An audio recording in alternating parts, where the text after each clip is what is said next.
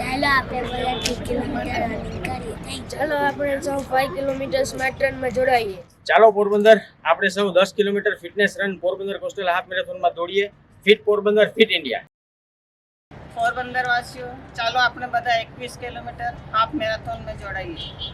ચાલો આપણે બધા 5 કિલોમીટર ફન રનમાં ચાલીને અથવા દોડીને જોડાઈએ. ચાલો